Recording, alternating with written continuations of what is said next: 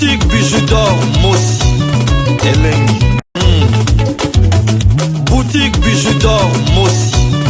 Voilà, couleur riche. Boutique bijoux d'or Moss. Boss, voilà, couleur riche. Boutique bijoux d'or. Boutique bijoux d'or Moss Elengi.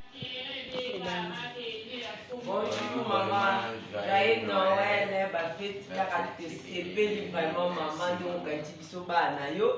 Toi la sac à loso, huile, sauce, makaya, poisson. En plus maman posali biso tapesi biso bambongo bafeli la patronne la basi. La patronne à moi sa pemba zanga tâche. Ya boye bazi wa pied, bazi wa pied déjà la bonne fête, commis la patronne la biso, déjà bonne fête la biso, c'est là yo lo moi comme la lolo. Bazi wa pied, kaka boye. La patronne, umela.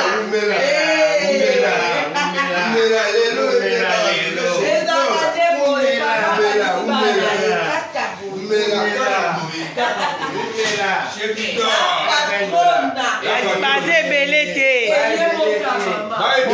La patronne mata siko mukolo koma donc na baba to panzimila. Eh yoka mama. Nyoso to panzimila. Bambongo na biso bakaza sucre yango yo. Ya yo ko matukelo za sama. Ya biso ya moyo. La patronne na sucre, la patronne na vinante, la patronne monte na bita. La patronne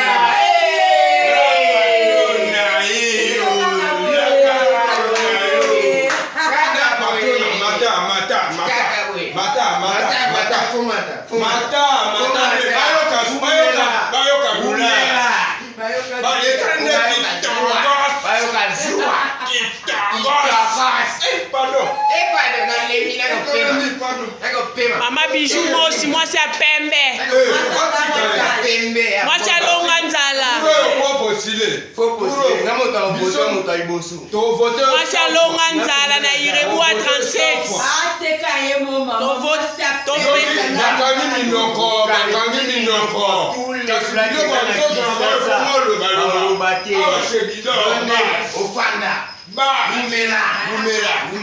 Umela. Você pena bodo. Biso ko ko bakambo. La patronne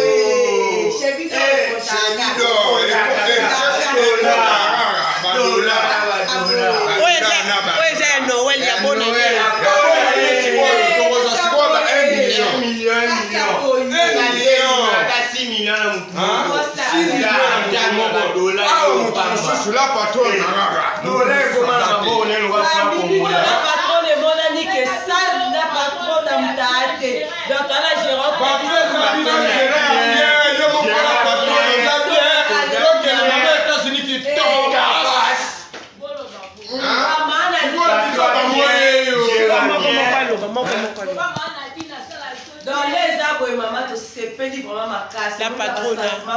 La patronne moi ça bijou aussi. Donc est ce cérémonie là ils sont vrais gérants dans la sololara bien les tio maladi. Motema ba mama. To ya mbaka bile pote au sepela. Ba j'ai no ouais. Et ça m'a bien rongé oh abateli ba di toros.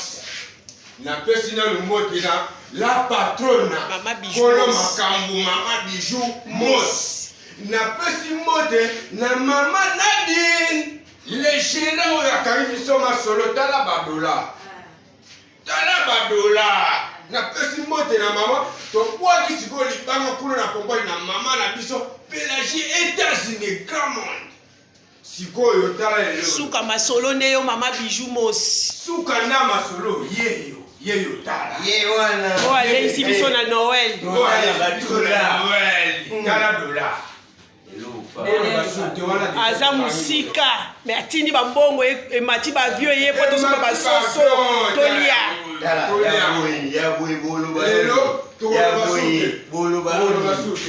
bolo nini ana kini oyo mama umela mama bijou umela travailler moko ni na kozwa na Noël boy travailler moko.